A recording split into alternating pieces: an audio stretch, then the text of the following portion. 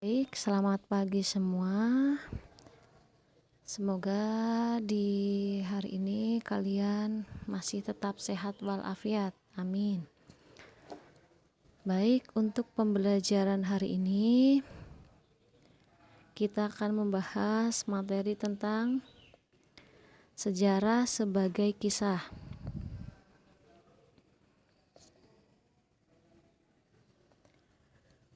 Sejarah sebagai kisah merupakan hasil rekonstruksi atau penggambaran sejarah terhadap suatu peristiwa.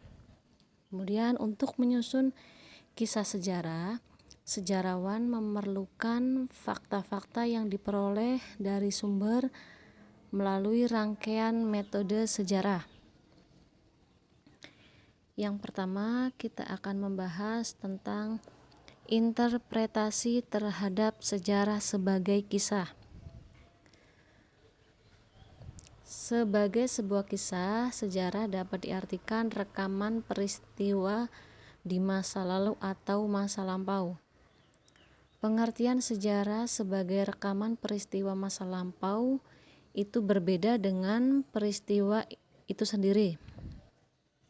Sejarah sebagai kisah atau rekaman masa lampau dapat dibaca dan dilihat secara berulang-ulang. Sedangkan sejarah hanya terjadi satu kali dan tidak dapat diulang kembali.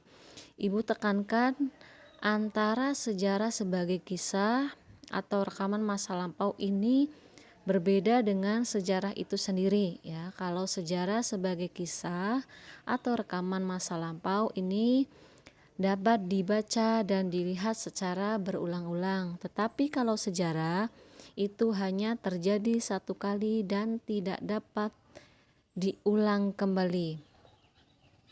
Oleh karena itu, jika kalian membaca sebuah buku sejarah atau menonton video tentang peristiwa sejarah, berarti Anda sedang memahami sejarah sebagai kisah.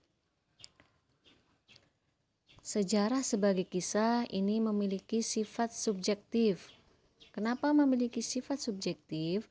Karena peristiwa sejarah yang sama jika dituturkan atau disampaikan oleh orang yang berbeda, kemungkinan akan menghasilkan kisah atau cerita yang berbeda pula. Berarti tergantung dari sudut pandang seorang sejarawan. Perbedaan interpretasi sejarawan ini disebabkan oleh beberapa faktor. Yang pertama ini faktor kepentingan. Karena setiap seorang sejarawan ini memiliki kepentingan masing-masing atau lebih tepatnya itu kepentingannya bersifat pribadi. Kepentingan pribadi ini nanti cenderung ditonjolkan saat seseorang menulis sebuah biografi. Itu faktor yang pertama.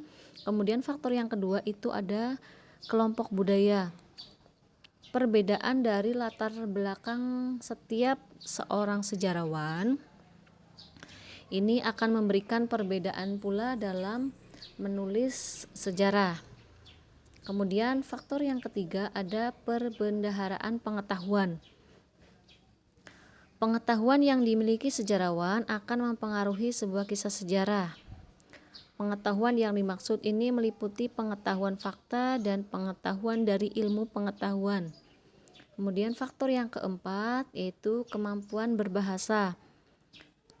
Sejarawan ini harus memiliki kemampuan berbahasa dengan gaya bahasa yang mudah dimengerti oleh si pembaca. Sejarawan ini harus bisa merekonstruksi fakta sejarah dan menyusun fakta-fakta tersebut dalam bentuk cerita yang mudah dipahami oleh orang lain. Kemudian faktor yang kelima ini ada nilai-nilai. Nilai-nilai sejarawan ini bersumber biasanya dari segi agama, moral, etika, dan juga nasionalisme.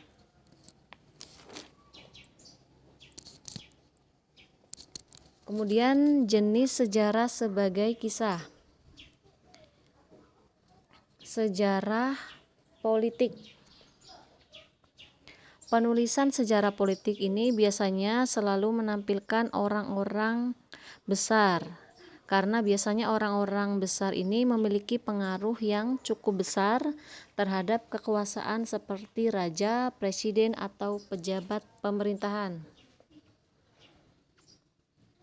Kemudian sejarah yang kedua ada sejarah sosial. Kalau di sejarah sosial, menurut Sartono Kartodiredjo, ini berusaha untuk mengangkat kisah orang-orang kecil dalam penulisan sejarah. Bahan kajian sejarah sosial ini meliputi pola-pola kehidupan masyarakat, ini terutama aspek-aspek sosial di dalamnya. Berarti berbeda antara sejarah politik dan juga sejarah sosial. Kalau di sejarah politik, ini lebih menampilkan peran dari orang-orang besar, orang-orang yang memiliki pengaruh cukup kuat ya terhadap kekuasaan. Tetapi kalau di sejarah sosial ini lebih mengangkat kisah orang-orang kecil. Kemudian sejarah yang ketiga itu ada sejarah ekonomi.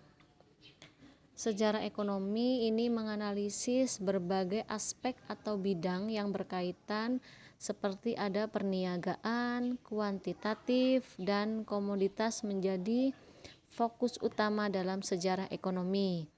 Ciri penting dari sejarah ekonomi yaitu membuat kemampuan generalisasi, kemampuan menyusun data secara kuantitatif, kemampuan membuat kajian komparatif, dan mengidentifikasi pola atau kecenderungan. Baik, untuk pembelajaran hari ini sudah selesai. Terima kasih untuk yang sudah berpartisipasi. Tetap semangat, tetap jaga kesehatan. Stay healthy and stay happy. Selamat pagi semuanya.